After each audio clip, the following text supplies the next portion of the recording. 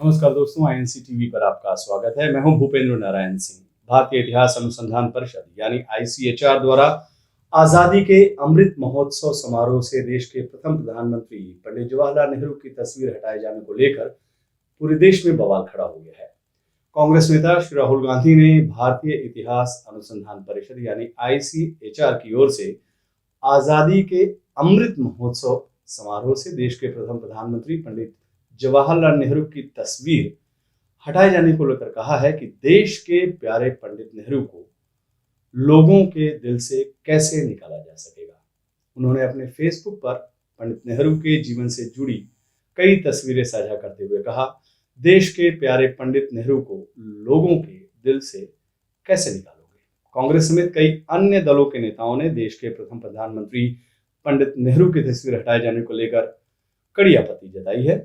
आजादी के अमृत महोत्सव से जुड़ी तस्वीर में महात्मा गांधी, सरदार वल्लभ भाई पटेल, नेताजी सुभाष चंद्र बोस, राजेंद्र प्रसाद, भगत सिंह, मदन मोहन मालवीय और वीर सावरकर के चित्र हैं, लेकिन पंडित नेहरू की तस्वीर नहीं है। सच यह है कि इतिहास को मिटाया नहीं जा सकता। वैसे आपको 3 साल पहले ले चलता हूं और भाजपा के कद्दावर नेता, मौजूदा रक्षा मंत्री श्री राजनाथ सिंह के पंडित नेहरू के प्रति आपको विचार सुनाता हूं, खासकर उन लोगों को जिन्होंने पंडित नेहरू को अपनी तस्वीरों में नहीं दिखाया है। शायद नफरत करने वाले इस वक्तव्य को सुनकर जाग जाएं। श्री राजनाथ सिंह के अंतिम वक्तव्य जो लास्ट में उन्होंने बोला है वो जरूर सुनिएगा। आइए आपको सुनाते हैं। जिन नेताओं ने आजाद भारत की प्रारंभ में बागडोर संभाली अथवा एक नए भारत के निर्माण में अपना योगदान दिया, यदि जनतंत्र की भावना, लोकतंत्र की भावना उनके अंदर कूट कूट कर न भरी होती तो आज शायद दुनिया का सबसे बड़ा लोकतंत्र यह भारत न बन पाता।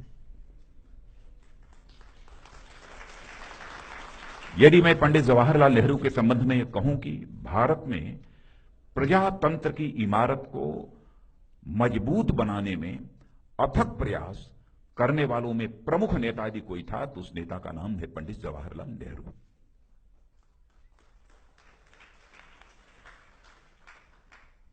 आप कैसे इस बात को नकार सकते हैं?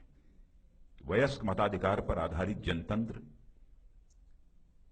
संप्रभुता संपन्न संसद, स्वतंत्र न्यायपालिका और स्वतंत्र प्रेस, यह किसकी देन है? यह उन महानुभावों की देन है जिन्होंने कि भारत को आजाद होने के बाद किसी न किसी रूप में अपनी भूमिका का निर्वाह किया है और प्रधानमंत्री के रूप में पंडित जवाहरलाल नेहरू ने इस भूमिका का निर्वाह किया है। इसलिए मैंने उन्हें कहा कि भारत में प्रजातंत्र की इमारत को मजबूत बनाने में अथक प्रयास करने वाला यदि कोई व्यक्तित्व है तो उस व्यक्तित्व का नाम है पंडित जवाहरलाल नेहरू के कार्यकाल में। इतना ही नहीं, इंडस्ट्री तो सब अपनी जगह पर हुई, मैंने भारतीय नवयुवकों की मेधा, उनकी प्रतिभा, उनकी विज्ञान के प्रति अभिरुचि कैसे बढ़े, इसके लिए भी कई शिक्षण संस्थाओं की स्थापना भी उस समय हुई थी।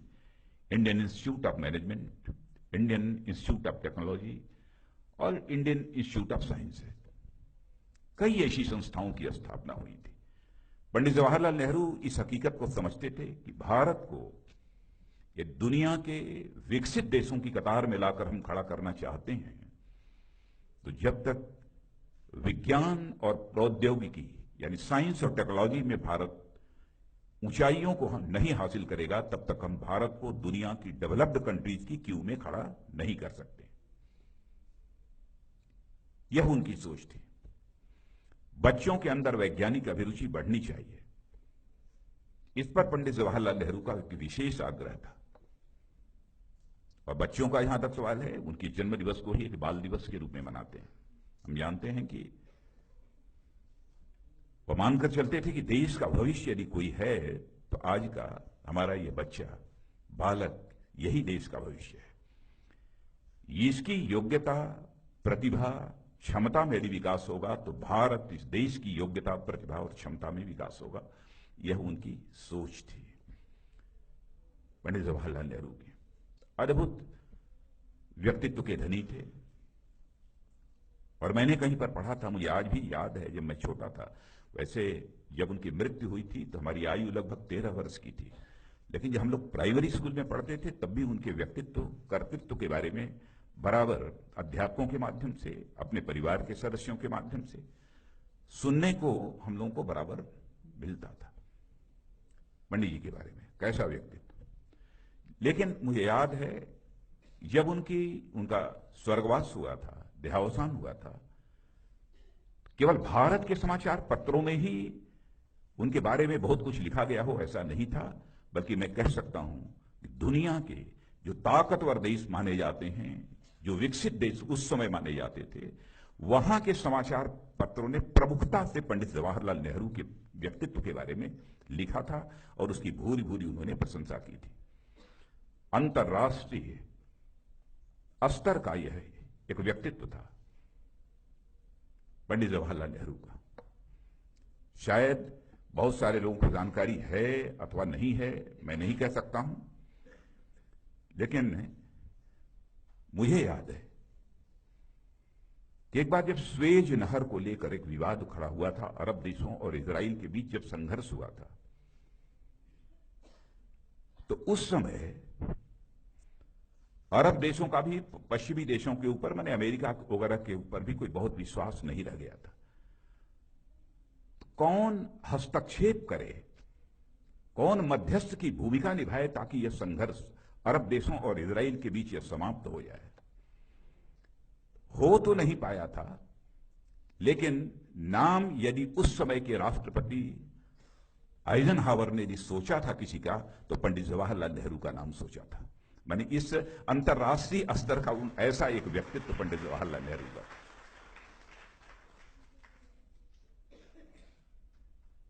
आज उस व्यक्ति का जन्म दिवस मनाने के लिए हम सब यहां पर एकत्रित हुए हैं। जहां तक आर्थिक नीतियों का प्रश्न है, मैं जानता हूं कि आर्थिक नीतियों पर कभी सामान्यतः एक मत नहीं होता है, कंसेंसस नहीं बनता है, लेकिन मैं उनकी सूझबूझ की मैं दाद देना चाहता हूं, उसकी मैं प्रशंसा करना चाहता हूं कि आजादी हासिल होने के बाद ही उनकी जो अर्थ नीति थी, इकोनॉमिक पॉलिसी थी, वो बहुत ही प्रैक्टिकल थी, व्यवहारिक थी, फॉर साइटेड थी, दूरदर्शी थी। मिक्स्ड इकोनॉमिक पॉलिसी को उन्होंने आगे बढ़ाया था, मिश्रित अर्थव्यवस्था को उन्होंने आगे बढ़ाने का काम किया था पंडित जवाहरलाल नेहरू ने। पब्लिक प्राइवेट पार्टनरशिप उस समय शुरू की थी, और आज भी उस पब्लिक प्राइवेट पार्टनरशिप की अहमियत को कोई नकार नहीं सकता है।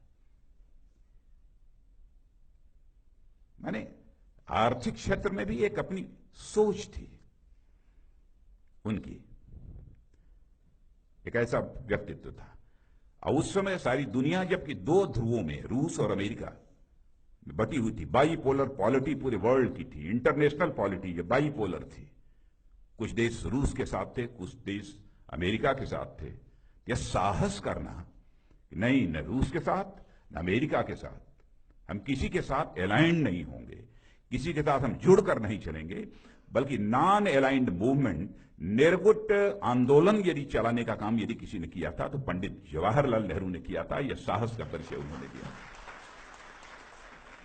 क्योंकि बड़ी बड़ी ताकतों से तो सब घबराते हैं, चाहे व्यक्ति हो अथवा देश हो, लेकिन उस समय भी नॉन अलाइंड मूवमेंट को चलाना ये कोई छोटी बात नहीं थी, पंडित जवाहरलाल नेहरू ने चलाया था। ऐसे व्यक्तित्व, हाँ, जहां तक मेरा भी प्रश्न है, उनकी बहुत सारे कुछ ऐसी नीतियां हैं जिन पर कि व्यक्तिगत रूप से मैं अपने को भी सहमत नहीं कर पाता हूं। लगता है कि कहीं ना कहीं कुछ रह गया हो। नीतियों पर हमारा मतभेद उनके साथ हो सकता है, लेकिन इतनी बात मैं दावे के साथ कह सकता हूं कि उनकी नीयत पर मेरा संदेह कभी नहीं हो सकता है। उनकी नीयत पर संदेह नहीं हो सकता, और नीतियों पर असहमति किसी की भी हो सकती है, उनके नीयत पर मैं संदेह नहीं कर सकता हूं।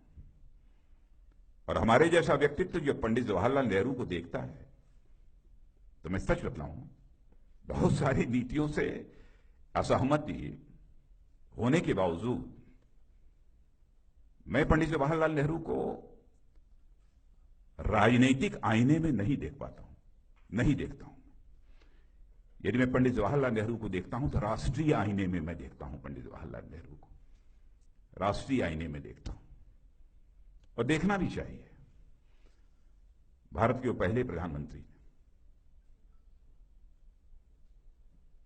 और उस विराट व्यक्तित्व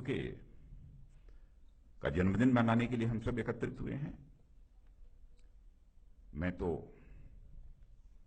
यह मानता हूं कि ऐसे व्यक्तित्वों का जब जन्मदिन मनाया जाता है तो सबसे बड़ा लाभ क्या होता है, और विशेष रूप से मैं सारे जो महापुरुष हैं अथवा बहुत बड़ी बड़ी पर्सनालिटीज हैं उनके जन्मदिन की ही बात नहीं करता हूं। विशेष रूप से जब आजादी हमको हासिल हुई थी और आजादी हासिल होने के बाद जिन नेताओं ने भारत के निर्माण में अपनी भूमिका निभाई है, जिन नेताओं ने भारत के निर्माण में अपनी भूमिका निभाई है, उनका जन्मदिन मनाने का लाभ यह होता है कि हम ये समझ पाते हैं उनकी आकांक्षाएं उस समय क्या थी, उनका उद्देश्य उस समय क्या था, और वह कैसे भारत का निर्माण करना चाहते थे। इन सब सारी चीजों को हम समझ पाते हैं, इसीलिए उनका जन्मदिन मनाते हैं, इसीलिए उनका जन्मदिन मनाते हैं।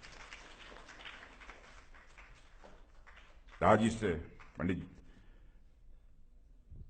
जवाहरलाल नेहरू के जन्मदिन के अवसर पर कहने को बहुत कुछ है, इसलिए बहुत ज्यादा नहीं कहूंगा, लेकिन मैं कभी सोचता हूं कि उनके जिस प्रकार के परिवार में वो पैदा हुए और पिताजी का जो एक हैसियत है, कोई एक स्तर उन सब की थी, एक चीज पर मुझे जरूर आश्चर्य होता है कि भाई ये इंडस्ट्रीज की बात करते थे, बड़े बड़े प्लांट्स, स्टील प्लांट्स वगैरह की बात की उन्होंने, और किया भी उस समय, बहुत कुछ किया उन्होंने, लेकिन शायद इस देश की ताकत, इस देश की अर्थव्यवस्था की ताकत जहां पर केंद्रित है, कृषि का क्षेत्र, एग्रीकल्चर सेक्टर, वो पंडित जवाहरलाल नेहरू की नजरों से अछूता नहीं था। पंडित जवाहरलाल नेहरू की नजरों से वो अछूता नहीं था। उन्होंने कहा, I am all for industries, I am all for steel plants, but I do से agriculture is far more important than any industry.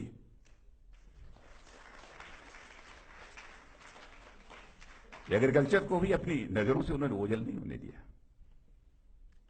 इस हकीकत को उस समय भी वो समझते थे कि केवल औद्योगिक विकास के माध्यम से हम इस देश की समस्याओं का समाधान कर पाएंगे, सभी नवयुवकों को हम रोजगार दे पाएंगे, अथवा इनकम डिस्पैरिटी, आमदनी की विषमता को हम मिनिमाइज कर पाएंगे, यह संभव नहीं है। शायद इसीलिए उन्होंने कहा कि हमारे लिए इंडस्ट्री, स्टील प्लांट से भी ज्यादा महत्व यदि है तो देश की कृषि का है, कृषि क्षेत्र का। ऐसे एक विराट व्यक्तित्व जिनका जन्मदिन है, मैं हृदय की गहराइयों से उनकी स्मृति के प्रति सम्मान की अभिव्यक्ति करता हूं, और वो हमारे बीच नहीं है, इसलिए मैं अपनी तरफ से श्रद्धांजलि भी उन्हें अर्पित करता हूं।